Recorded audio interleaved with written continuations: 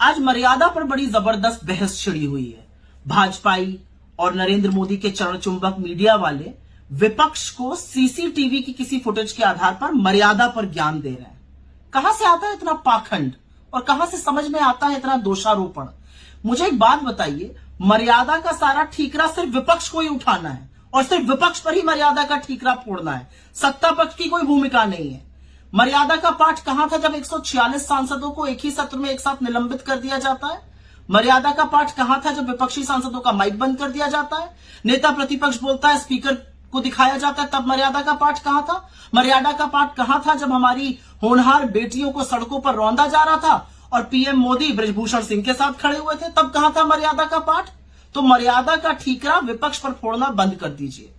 मर्यादा तो तब पूछी जानी चाहिए थी जब 2 घंटे 14 मिनट की स्पीच में सदन मणिपुर को न्याय दो के नारों से गूंजता रहा, लेकिन संसद टीवी ने एक बार भी नारों के पीछे के जो चेहरे थे उनको नहीं दिखाया, एक बार भी विपक्ष को नहीं दिखाया।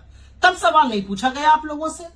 जनादेश का पालन करना मर्यादा है और जनादेश यह है कि अहंकारी सत्ताधीशों को नकेल कसकर रखी जाए, उनको जवाबदेह बनाया जाए।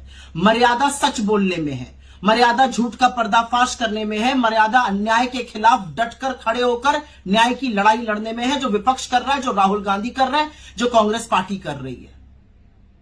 असलियत तो यह है कि मणिपुर 1 साल 3 महीने से जल रहा है।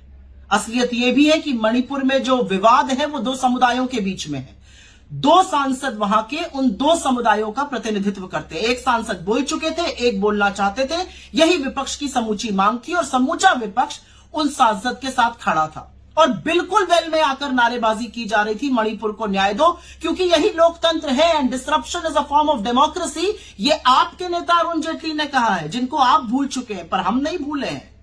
अगर सोती हुई सरकार को जगाना, नारे लगाना लोकतंत्र नहीं है तो लोकतंत्र क्या है?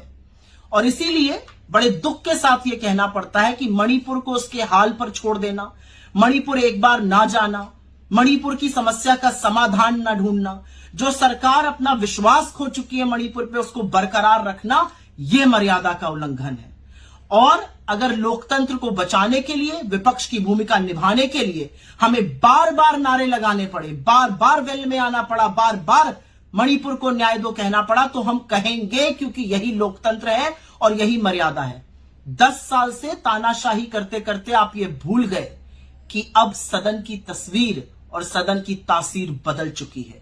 मर्यादा का पाठ पढ़ाने से पहले अपने गिरेबान में 10 बार झांक कर देखिए, हर बार मर्यादा का उल्लंघन करते हुए आप पाए जाएंगे।